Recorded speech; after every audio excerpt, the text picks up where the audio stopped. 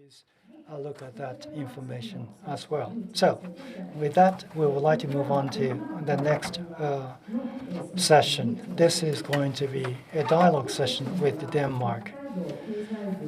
Director of Green Transformation Division, Hokkaido government, Mr. Hideki Tomita, and the Mr. Seiichiro Kimura, Principal Researcher of REI, and Mr. Marksen, who has just made a presentation.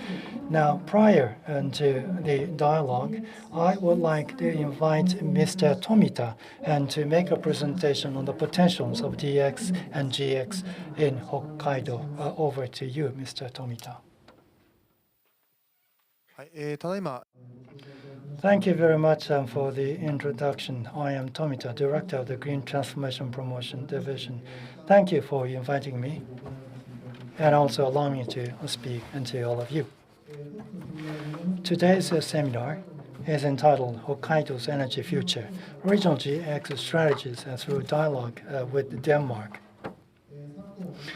As you all know, currently GX and DX are gaining the importance not only from the perspectives of decarbonization and strengthening industrial competitiveness, but also from the perspective of economic security. Against this backdrop, the national government last year designated Hokkaido and Sapporo City as a financial and asset management special zone. And today, I would like to explain the potential for the DX industry that can leverage on Hokkaido's renewable energy potentials. And today, there are three main perspectives. First, global trends surrounding GX, DX.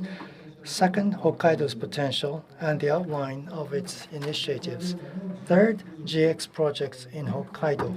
So, I'm going to explain about those three items. First, the global trends surrounding GX and DX. As you all know, digitization is progressing due to the spread of internet and smartphones. And in the future, combined with the spread of generative AI, it is expected that the amount of data traffic in the world will increase significantly, and by 2030, or that means 5 years later, and it is predicted to grow up into 10 times that of 2020.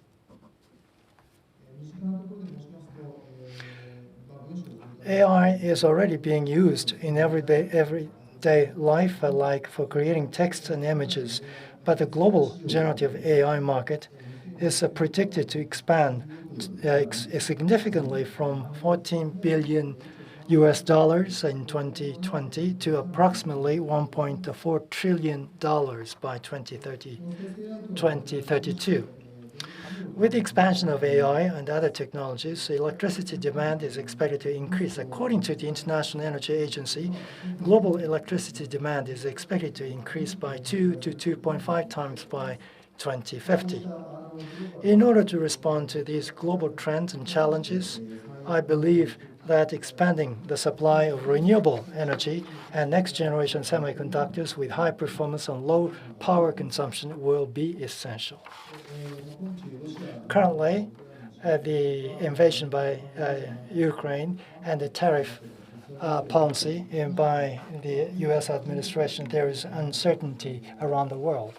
So there is a necessity for considering economic security under these circumstances, including Japan. But the rest of the world as well is trying to secure strategic materials from the point of economic security.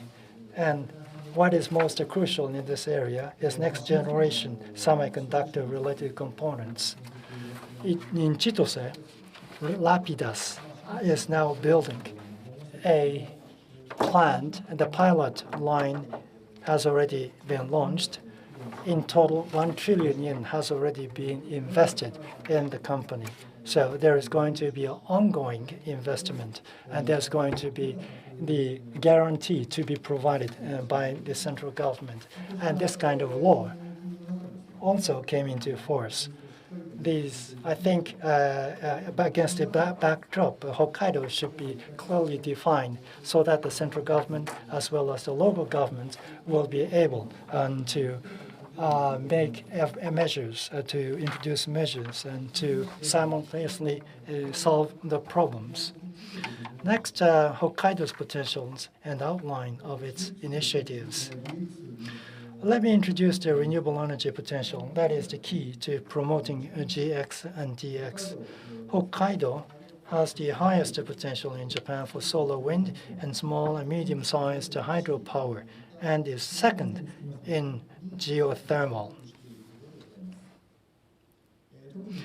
Offshore wind and power, which is attracting particular attention, with 5 areas in Hokkaido having been selected as promising zones. Of those, off the coast of Matsumae and Hiyama in southern Hokkaido have completed the consultations with the local residents, which opens the way to the designation of promotion zones and the start of the public tender process. Next, Hokkaido,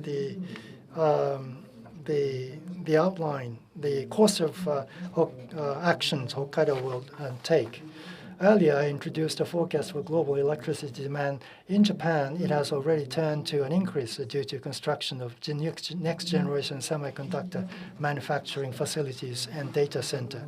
The GX 2040 vision released by the national government in February this year outlined a policy to attract new industrial sites to be located near renewable energy supply bases in response to the growing demand for carbon-free energy sources.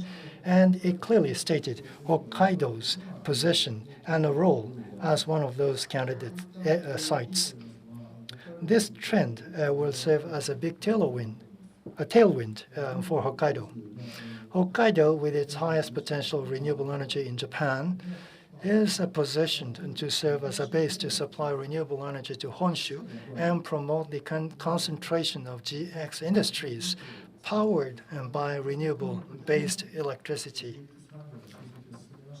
This will not only revitalize Hokkaido's economy, but also contribute to Japan's decarbonization and energy security.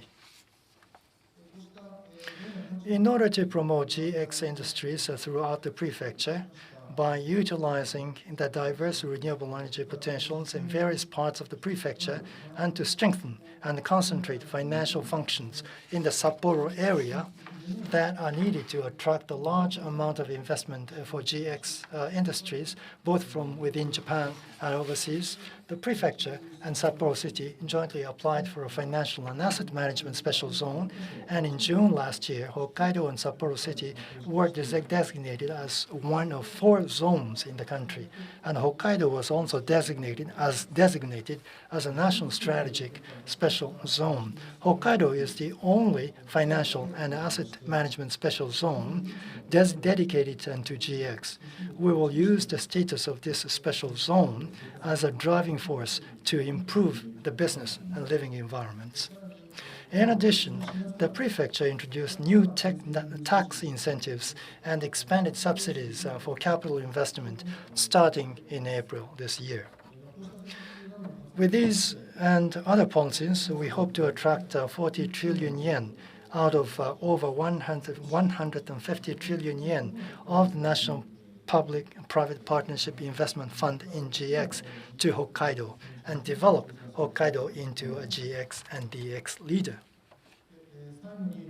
Finally, about the GX projects in Hokkaido.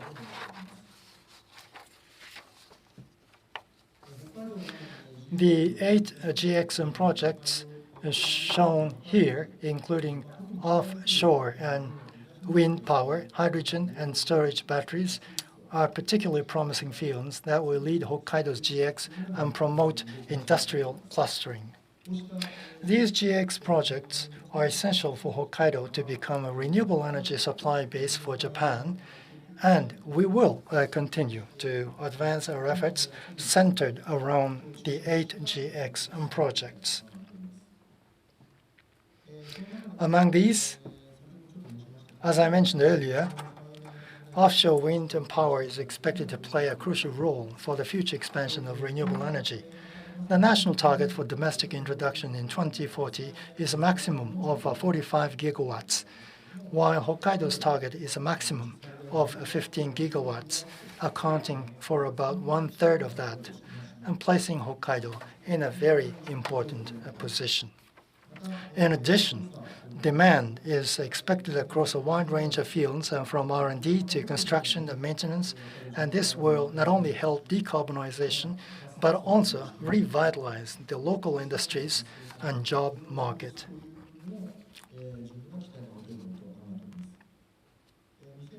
In May 2023, 5 zones shown on the map, including off the coast of Ishikari City, were selected as promising zones under the Act on Offshore Wind and Promotion.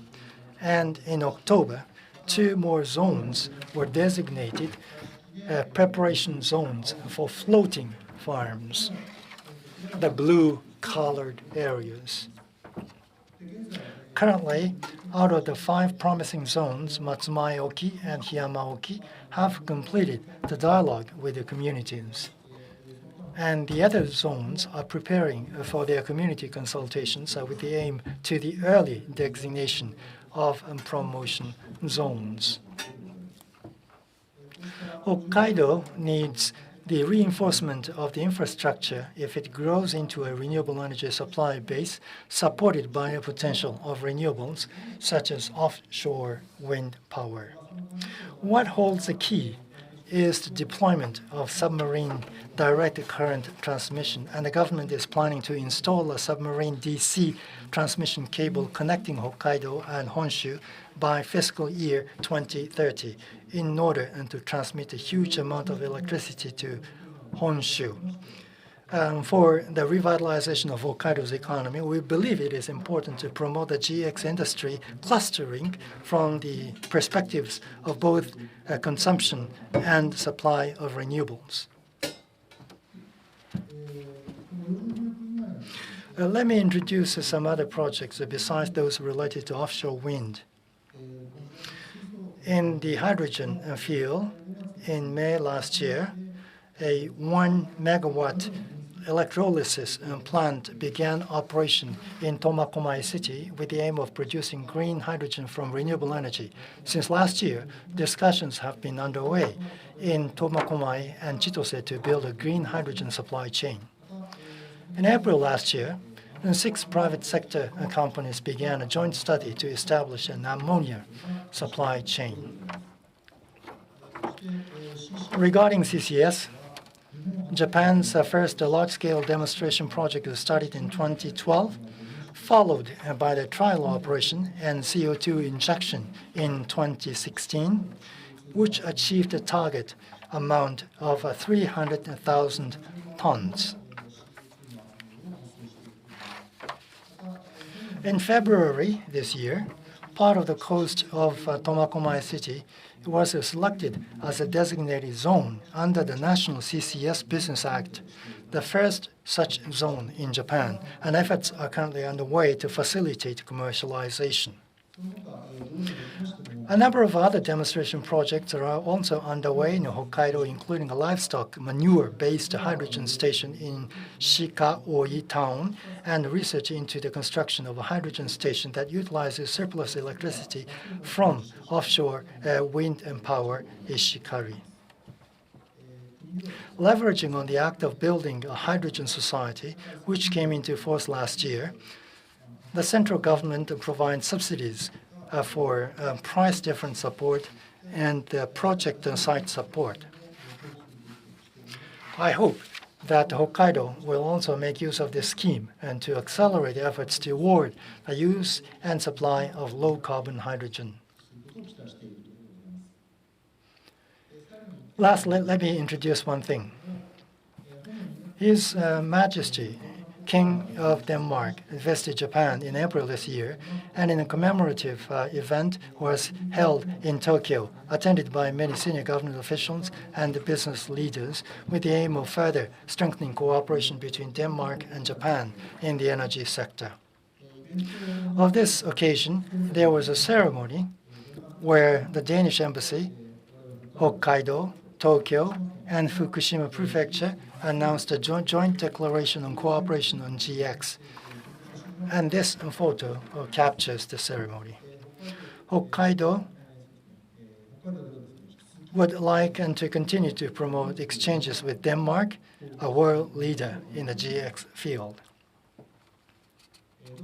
Finally, the prefecture will promote the advantages and diverse potential of the prefecture and steadily link this to the establishment of GX-related companies throughout the prefecture, the expansion of business within the prefecture, and the resulting job creation in order to further revitalize Hokkaido by serving as a supply hub and hub for the utilization of renewable energy.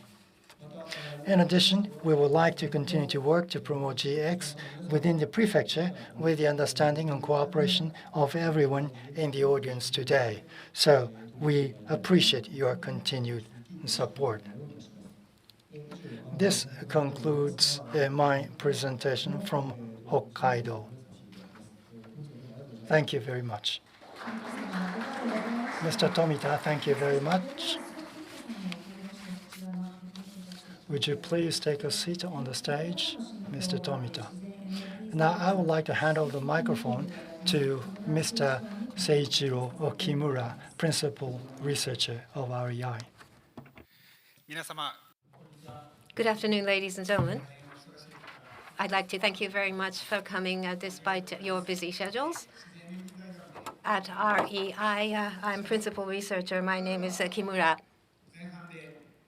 So in the first half of the program, we had Mr. Peter Markison give a presentation, and then Mr. Tomita has just given a presentation. So the three of us will be discussing GX regional strategies through a dialogue with Denmark as to whether what happened in Denmark would prove to be helpful in Hokkaido. This is what we would like to discuss.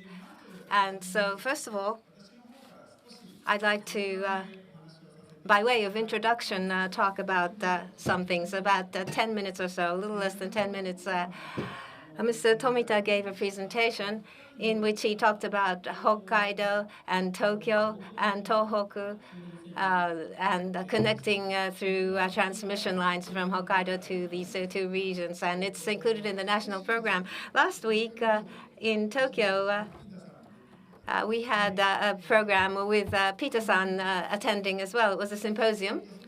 And these are the people who were present: offshore wind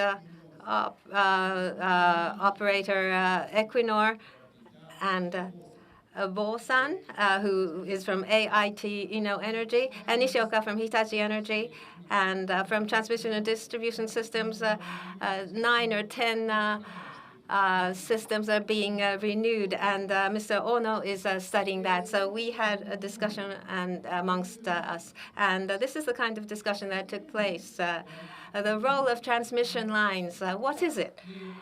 And so Tomita-san also mentioned earlier that the hydrogen or storage batteries, various things will be combined going forward. And so transmission lines has to be enhanced. Renewable energy will be included, and so it's necessary. And I think there's pretty much agreement that such a buildup is necessary. And as to what kind of discussion took place,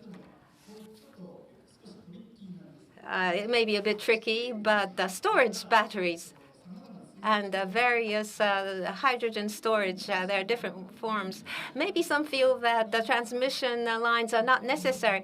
That's a very extreme view, but we asked whether there were such views, and people said that storage batteries and hydrogen are in the future, of course, necessary, but for renewable energy potential in regions where there's a rich potential of renewable energy, transmission lines build-up is indispensable. That was the consensus view. So how do we create this in view of the opportune timing? And so at REI, we studied this matter, and this is some of the discussion took place. This 2050 master plan, that was the sixth strategic energy plan, and the government thought about this, and they talked about a broad brush renewable energy introduction, 50% to 60% of introduction of renewable energy. That was the assumption, and there were three scenarios which they studied. That is the base scenario, 260 solar, wind 41, and others 65%, and so 60 gigawatts. And this was mentioned by Mr. Tomita. From Hokkaido to Tokyo, 6 gigawatts or 8 gigawatts transmission line would be necessary, and that was the conclusion. And so the government material said something to this effect. There are different scenarios so that the transmission buildup would differ depending on the scenario. But if renewable energy is to be introduced and curtailment is to be reduced, then storage batteries or hydrogen will be necessary aside from grid buildup. And so concerning this, REI set up a study group, and different discussions took place there. And from 2021 to 23, the discussions were held. The OCTO discussed the master plan. Similar conditions were set from Hokkaido to Tokyo. If there is no transmission line, or if we use storage battery or hydrogen in place of the transmission line, we did a simulation. To state the conclusion first, this is the same conclusion as the master plan from Hokkaido to Tokyo. If there's no transmission line, Hokkaido curtailment, even if a lot of RE is introduced, that will not be used. And so the transmission line is introduced, the curtailment would be reduced. So Hokkaido's renewable energy would properly go to Tokyo or Tohoku. And the conclusion was that it would be used if there is transmission line buildup. And this is the cost-benefit analysis. On the other hand, what I mentioned earlier, hydrogen and storage batteries, there are different measures that can be taken. And how effective are all of these on a macro basis, on a nationwide basis here in Japan? This is very important. What was the conclusion? Of course, it depends on where hydrogen production hubs would be introduced, in what amounts. In the case of Hokkaido, if hydrogen was created in Hokkaido, if there's a limit to exporting this and transporting hydrogen, if transportation costs were low, that will be a different matter. But if we are to produce locally and to consume locally in Hokkaido, Hokkaido hydrogen manufacture and storage batteries alone would not reduce curtailment in Hokkaido, and that was the result there. And so what area saw a reduction? Tohoku area. That is, Tohoku area to a certain degree has a population, and if they created hydrogen, they could consume, or they can transport to Tokyo area with pipelines. In the medium to long run, hydrogen or storage batteries would penetrate largely. But if we look at the recent years, hydrogen production is very important. On the other hand, in the short run, transmission lines seem to be very, very effective. And of course, to combine these, would allow Hokkaido to give a full potential to the renewable energy. And so that was the study. And what I told you now was that, of course, H2 and storage batteries are important, and we should combine all of these different things. But the base of this would be transmission lines, arguably. And if the transmission lines are there, there'll be a climate for combining different factors. And so, first of all, to Peter-san, I have a question. And if data centers, well, not only data centers or hydrogen were introduced in Denmark, and you'll be introducing more storage batteries. So in this process, in what way did you introduce incentives to different operators and businesses? And as you talked about earlier, data centers deal is not just about electricity. So in what way did you induce data centers to locate? To the extent that I know, Apple, Google, and Meta, these data centers are now in Denmark. And if, in Ireland, in Netherlands, these are also important locations. But Denmark has a lot of data centers. And why have they located in Denmark, and why do they give rise to the next businesses? If you could talk about this, please. Thank you. Thank you very much for the question. And yeah, so as mentioned, the data center owners, they look at a number of different parameters. But what we did in Denmark, and was also sounds to be what you're doing here in Hokkaido, is that there is an organization called Invest in Denmark. They tried to gather all the relevant authorities and stakeholders to attract data centers to Denmark. And that was then also Energinet, but it was also local municipalities. It was also the different ministries on also different tax effects when you invest in Denmark. How is it working? What kind of competences do we have? Do we have the people that are necessary to build the data centers? So they were all gathered by this organization, Invest in Denmark. And then there was a lot of dialogue with the different data centers. But the reason why Invest in Denmark looked at this was because that they had got contacts from Google, Meta, Microsoft, Facebook, because they could see that there was a lot of green electricity in Denmark. So the green electricity and very high security of supply, and then also, of course, with the good fiber connection, that made Denmark a hot spot or sweet spot for data centers. But as you mentioned, there is also very hard competition between Amsterdam, Holland, Netherlands, and in London, UK, Dublin, Ireland, and also in Frankfurt, Germany. So the different data center providers, they are then always looking at where is it cheapest, where is it the best place to locate. So we have also seen that for example, that was the Apple. They actually made some investments in the southern part of Denmark, and also got the grid connection and paid for it, but they didn't use it because they then choose to build somewhere else. And we have also seen with Facebook that they also applied for a quite large grid connection, but only used half of it. So they're always looking for new places to locate, and it is an international competition for data centers. So it's also about communicating with one voice. That's important. Then, of course, to try to fulfill the criteria. Thank you. As a TSO, Energinet,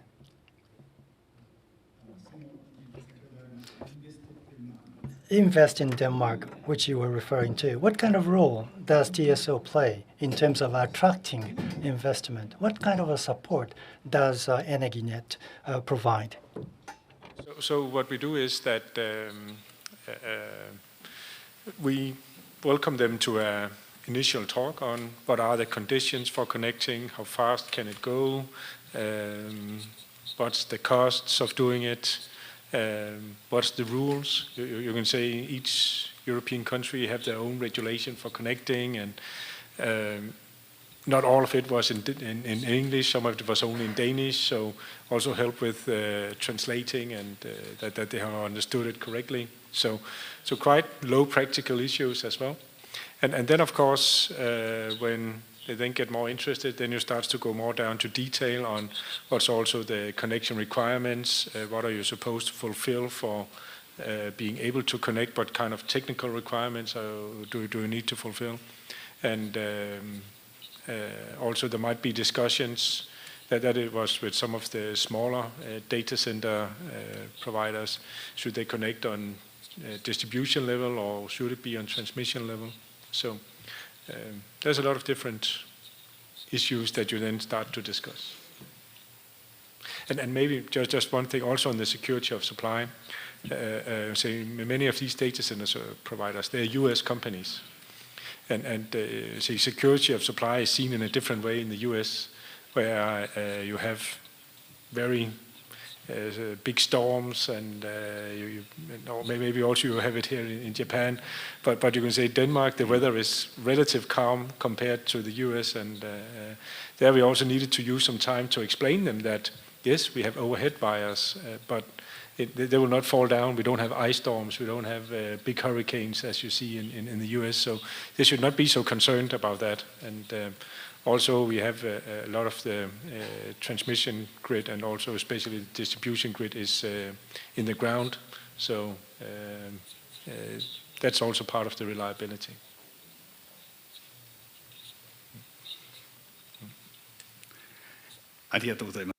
Thank you very much for that. Following on that, it's not just about data centers. In your talk earlier, you talked about heating business, EVs, and introduction of these things. In terms of energy net, you want to grow demand in these areas. So that's very highly accurate. When it comes to hydrogen production, it's not so assured. To take this further, offshore wind, introduction thereof. Offshore wind, for those that want to invest in offshore wind, it's important that there is a demand there. So when it comes to heat or EVs, electric vehicles, how do you introduce incentives? How are you introducing incentives? You say on the one hand, we have the electricity market that gives an electricity price on an hourly basis, and then you can see what is the price, and it's quite reliable market setup, so you can also forecast the price. So you can see how robust is your business case. So that's one thing. The other one is on being able to connect if you have new production or new consumption. And that's, say, something also we are responsible for. As I showed in my slides, then it has been relatively difficult for us then to say exactly when we could connect, how could we build out the grid. But then at least through a close dialogue and also what we call market dialogue, we try to discuss the possibilities and try to communicate where could it be good to locate and where not. And then also, if you are an investor in offshore wind, then with these tenders, the Danish Energy Agency, they have introduced what's called also direct lines. So that means that if you participate in these tenders, you're actually able also to connect onshore new consumption before you connect to Energinet public grid. So it means that you can connect maybe 200 megawatt of batteries or maybe also 200 megawatt of solar, because they have very different profiles than offshore wind, and then you can utilize the grid connection better, or you can also connect with hydrogen. So that's a way also then to utilize the grid and get more transparency in what are the system capable of doing.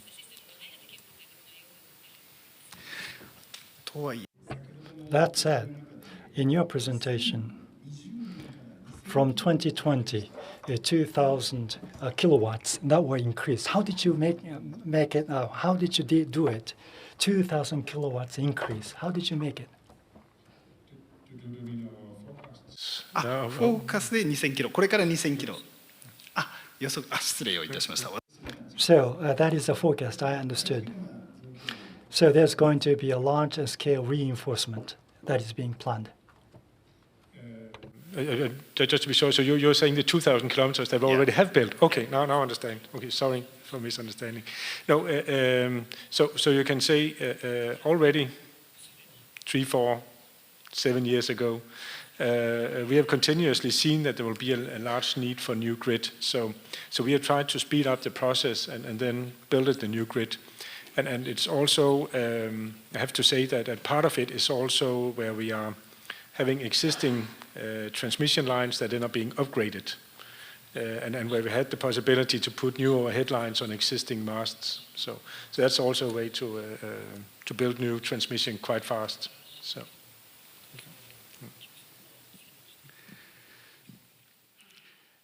皆さんもお気づきになられたと思うんですけど、その Perhaps you've noticed using RE and to introduce data centers and H2 to build up transmission lines in a major way. That is what Denmark is doing. So, Tomita-san, if you can answer, please tell us. GX, DX, in doing all these different things, transmission line buildup is absolutely necessary. And the Hokkaido agency, or in the special zones, there is a limit to what you can do. And there may be new things that you might want to do. How do you intend to proceed with this? Do you have any comments on this? It may be difficult going forward, but what is the kind of discussion you intend to conduct going forward? At the government level, 2040 GX vision, as I mentioned briefly, the demand side and should stay close into the energy source. That's what they are talking about. Therefore, within that context, if there are going to be those corporations that are going to make investments, that tax incentives, for example, or subsidies into the location, will be provided unto them. Therefore, that the demand creation is supposed to be important. But when it comes to the grid line, there is some limited area for the local government to do. Therefore, we have to make a series of requests. And I think that is going to be the point. In the case of EnergyNet, they are state-owned companies, so there are things that they can do. But having said that, the local government, central government, or EU as a whole has been involved in discussions.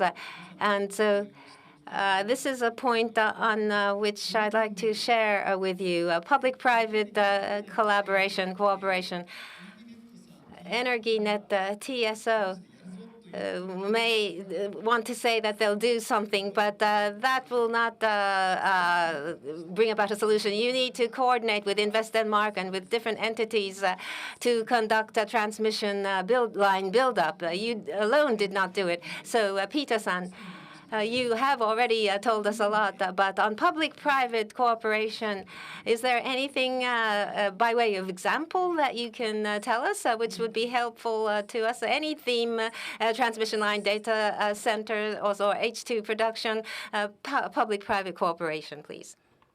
Yeah, so you can say in Europe, by European regulation, there the energy sector is unbundled, where you say you cannot have the same owner of the transmission system and the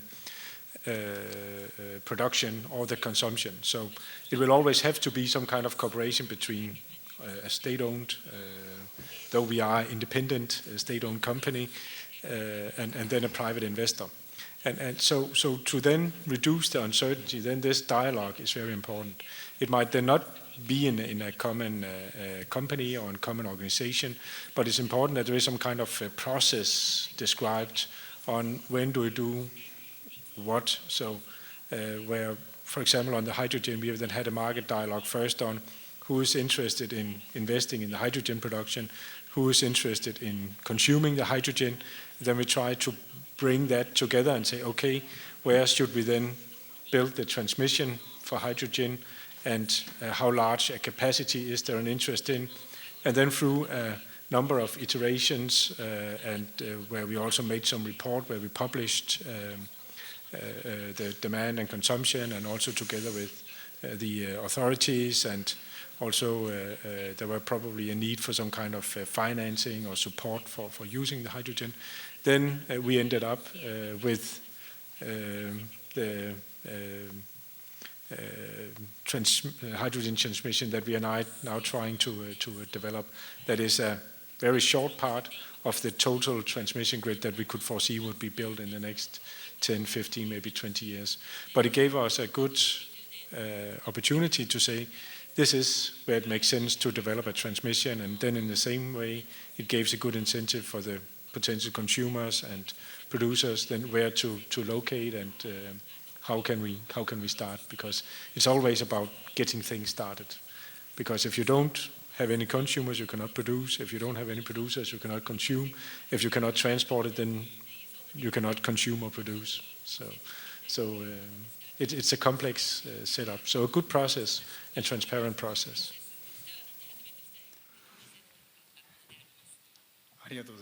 Thank you. That said, for example, when it comes to offshore wind, if there is a transmission line, then there's going to be an investment on offshore wind. And with the offshore wind farms construction, and without a grid line, there is no transfer or the transmission. And I think there should be the simultaneous launch of the project, the different projects. This is my understanding.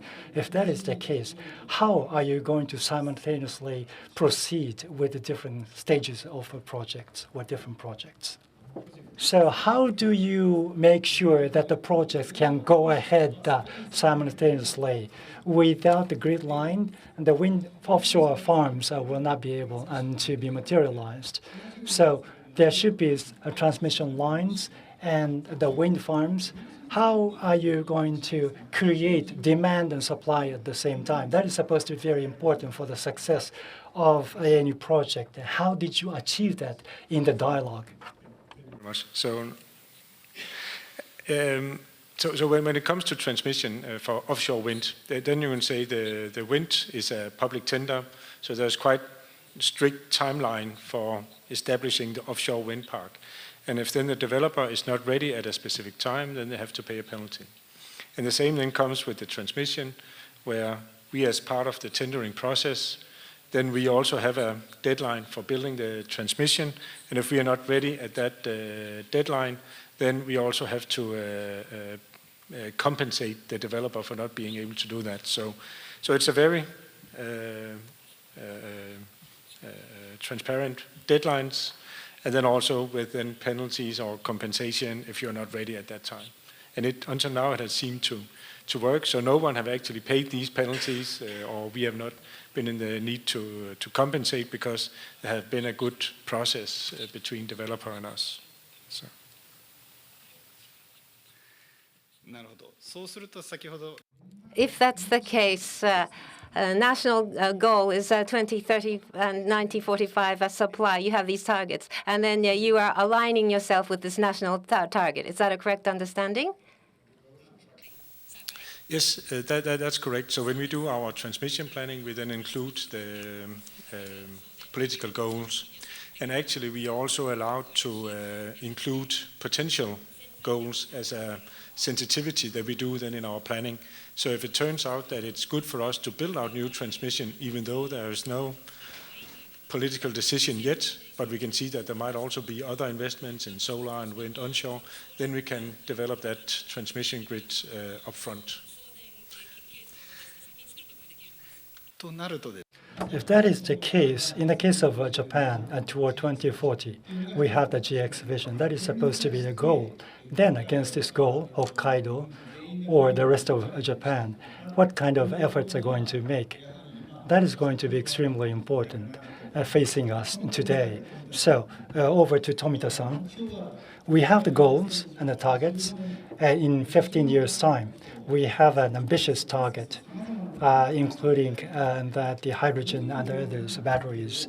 And what kind of a partnership between the public and private, and not only Hokkaido, but also other regions, how they are going to make tremendous efforts to achieve this? Do you have any expectations on this kind of PPP?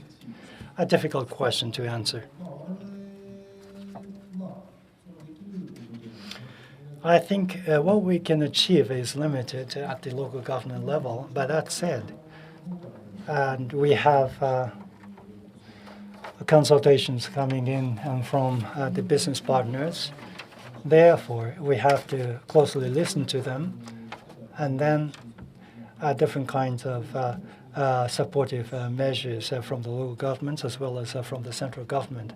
There are also we also have the network with the local municipalities. Therefore, throughout the consultation with these stakeholders, we have to provide necessary information and provide necessary support. and GX and DX vision for 2040. I think all the stakeholders will coordinate each other and to make forward steps from the viewpoint of CO2 reduction. We also have some targets for that purpose, so we would like to work them out as well. This is a very important responsibility. Now you have been designated as a special zone. There should be a series of tasks to be undertaken, and I do believe there are those tasks you have to undertake. And from Peter-san, there are different kinds of stakeholders are involved in the dialogue. And for example, the hydrogen pipeline or the transmission lines or the data centers and all different players have been involved and in coordination. That could be one lesson we can learn from. And in the case of Hokkaido, as Ishida-san explained, Hokkaido has the highest renewable energy potential. And there is a high expectation in Hokkaido's role. And including REI, I truly hope that Hokkaido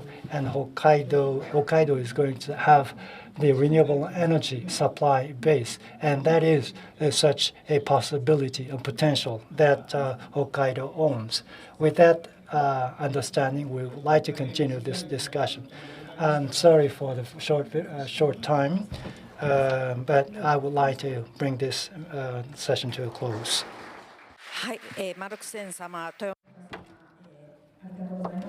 Thank you very much, Mr. Markson and Mr. Tomita. Please give them a round of applause. Now we are approaching the end of today's seminar, and I would like to invite Mr. Toru Suzuki, Chairperson of the Board, Hokkaido Green Fund, to make closing remarks. This is Suzuki speaking. Thank you very much for coming into this symposium and a large turnout. Thank you very much. Well, the preparation time was very limited, and I was expecting, in fact, about half the audience size to turn out. And Mururan, and by the Ministry of the Environment. And then offshore wind-related event. There are 3 events that are being held simultaneously. But despite this fact, you have come over here. Thank you very much. And Peter and Mr. Tomita, thank you very much, and for very insightful presentations. Thank you very much.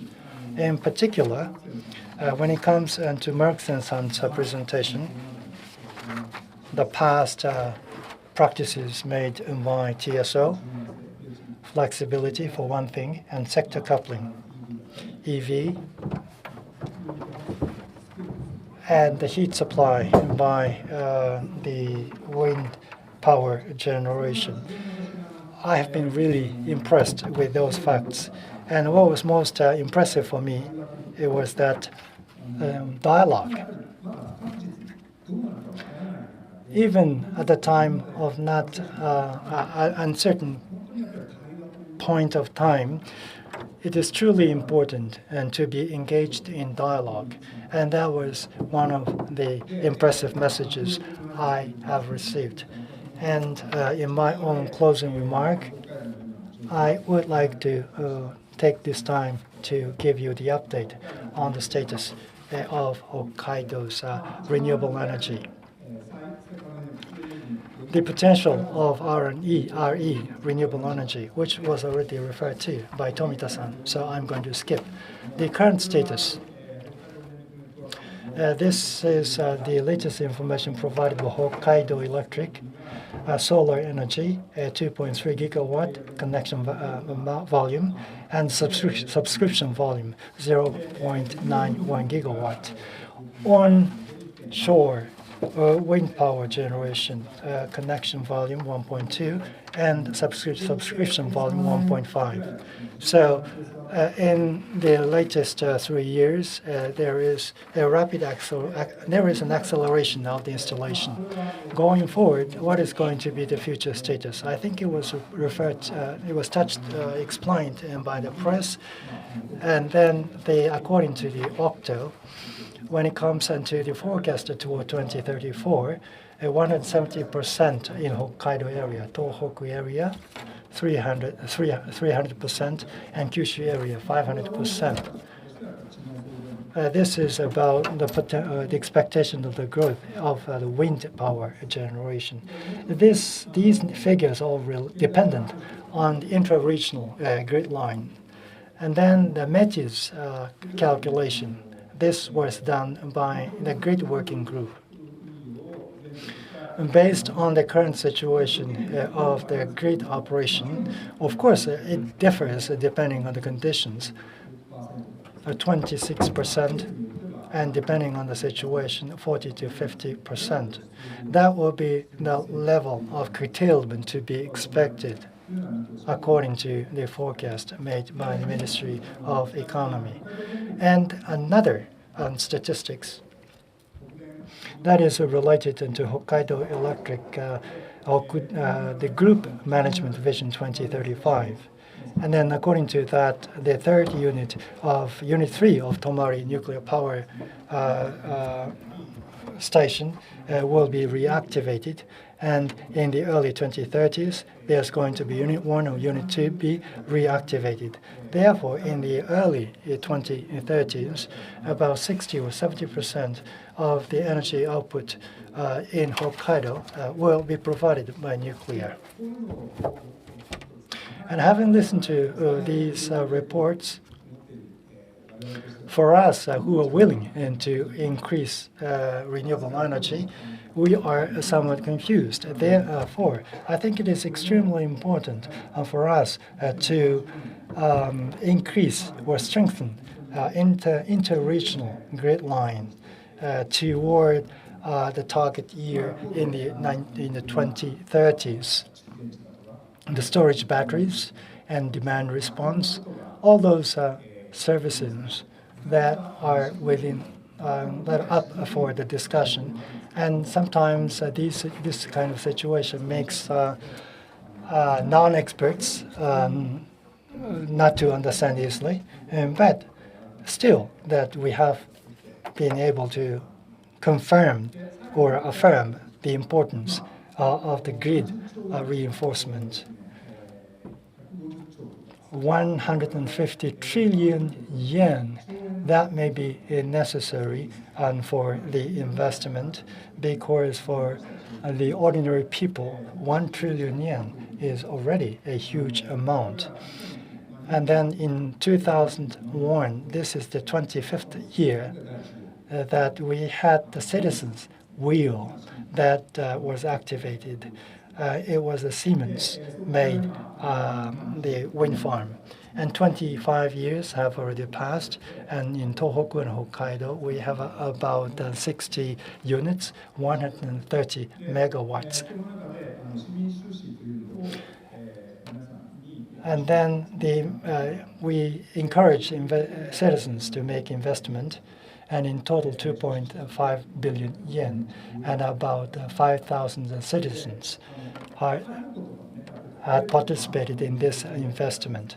And in total, that this is the amount.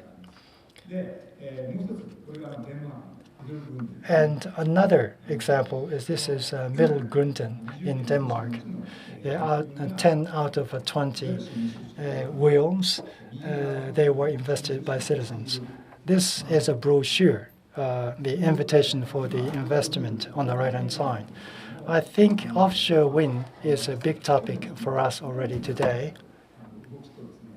We have to be aware of the top-down approach at the same time, a bottom-up approach, how citizens are going to address this issue. We are part of this program. We have to be more aware of this fact. 400 and 500 billion yen, that's a huge amount for the citizens, but for for ordinary citizens of Hokkaido, they may think they will not be able to be part of it. But that is not the case. This is the SPC scheme on the left-hand side. The senior loan or the subordinated loans, these are the familiar terms. And then the partnership will be part of the program or investment project.